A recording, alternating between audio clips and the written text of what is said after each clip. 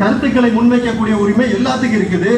நீனும் RSS ரொம்ப நல்ல இயக்கங்க, நாங்க என்னென்ன செஞ்சோம் வந்து சொல்லு. காந்திய படுகொலை செஞ்சோம்னு சொல்லு, இல்லைன்னா மாட்டின் பெயரால் மக்களை அடிச்சு கொண்டோன்னு சொல்லு. வழிபாட்டு தலங்களை இல்ல 11 வருடங்கள் ஆட்சியில் இருக்கீங்க தானே, உங்க ஆட்சியினுடைய வெற்றிகளை சொல்லி மக்கள்கிட்ட போய் உங்க பொருளை வித்துக்குங்க. மக்கள்கிட்ட போய் சொல்லலாம் தானே, பண மதிப்பிழப்பு நடவடிக்கை மூலம் மக்களுக்கு நாங்கள் நல்லது செய்தோம் சொல்லு. மிகப்பெரிய ஒரு மாற்றத்தை, ஒரு புரட்சியை நாங்கள் வணிகர்களுக்கு ஏற்படுத்தி கொடுத்தோம், தைரியம் இருந்தால் இதை சொல்லு. இல்ல உங்க எதிர்ப்புக்கெல்லாம் பயந்து அந்த GST பின்வாங்கணும், குறைஞ்சபட்சம் அதையாவது சொல்லு. செஞ்சதை சொல்ல முடியல, நீ ஓடி ஒய்யக்கூடிய விஷயங்களா சொல்லு. அது எல்லாத்தையும் விட்டுக்கிட்டு நேரடியாக வரக்கூடிய பழக்கமும் உனக்கு கிடையாது.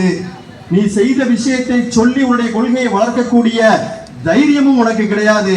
அதனாலதான் இப்ப என்ன செய்யறாங்கன்னா நேரடியாக நீதிமன்றத்துக்கு போயிட்டு திருப்பரங்குன்ற விஷயத்துல இதுக்கு முன்னால என்ன செஞ்சாங்க, மக்கள்கிட்ட போய் செய்திகளை சொன்னாங்க, அதை மக்களை திரட்டினார்கள். இப்ப மக்கள் அதை நம்புவதற்கு எந்த விதத்திலும் தயாரில்லை. அப்படி எதுவுமே எடுபடலன்னு தெரிஞ்ச உடனே அது எல்லாத்தையும் விட்டுட்டு ரொம்ப ஷார்ட்கட்ல என்ன செய்யறாங்க, நீதிமன்றத்தை அணுகுகின்றார்கள்.